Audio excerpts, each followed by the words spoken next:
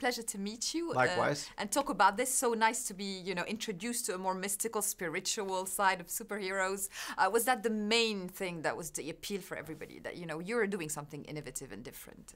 It's certainly the main appeal for me, you know, to be able to deal with mysticism and spirituality in a big event movie, but also to create visuals that were ambitious and new and psychedelic and trippy, and to take a character through a unique journey, that has some meaning.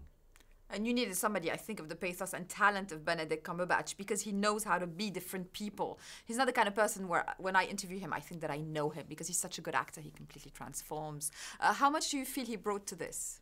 I mean, he brought everything to this. It was not an easy role to just step into. Exactly. It's a complex role with a lot of nuance, and Stephen Strange goes through an incredible transformation. If you look at who he is at the beginning of the movie and then you look at who he is in the final scenes, there's an incredible change that has taken place, and he had quite a task to be able to portray that transformation in a way that was dramatically satisfying and realistic and felt truthful. And also an ensemble that's also not too shabby is an understatement. They're They're really all right. all great. Basically, Yeah. they're so well cast. So what motivated each one? Basically, we could start with Mads, and we can. Yeah, they're all show it different. down. They're all director-driven actors. They want to work with certain directors. Mads was the funniest one because I was convincing him, trying to convince him about the role and the ideology of this character, and he considers time the real enemy in life, and he was asking lots of questions, and I said, well, and you'll have to train, if you do this for the fight scenes, there'll be some extensive training. And he said, wait, you mean like kung fu fighting? I said, yeah. He said, so it's like a kung fu movie? I'm like a fighting villain? I said, yeah. He said, oh, that's all you had to say. I'll do it.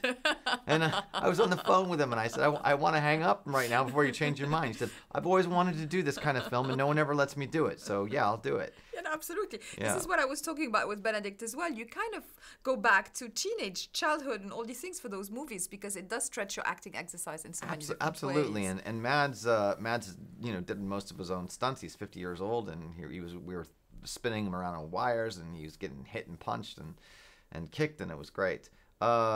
Tilda, I think, we had a real personal connection when we met. She's awesome. And, she doesn't care about the budget of a movie or the profile of a movie. She's an icon in her own right. She doesn't need this to raise her profile. She responded, I think, to the fact that I was making an event movie that's an experimental film. And I made it very clear that we were really going to be trying to do things that haven't been done in a movie before, and she loved the mysticism and ideas in it.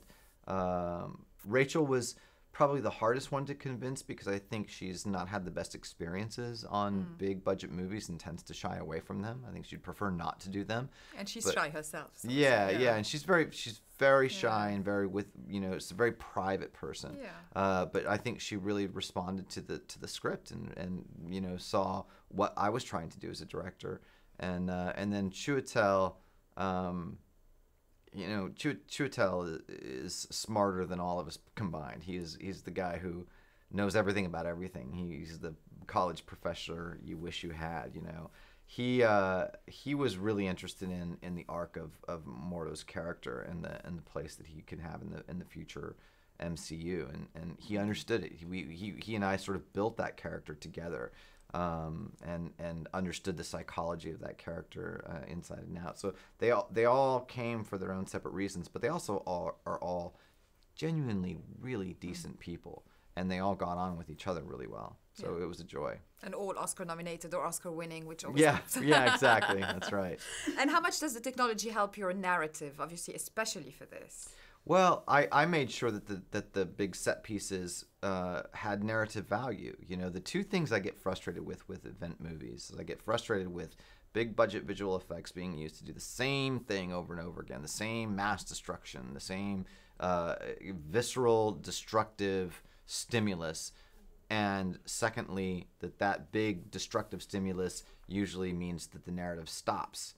It's like the movie stops, the storytelling stops, the character arc stops, so that we can have 5 minutes of destruction, and I think that's bad storytelling. And so I wanted these set pieces to be unique and creative and unusual and mind trippy, but I also wanted the storytelling to continue through them, where it's still part of Strange's journey. He's still changing in the midst of the scenes.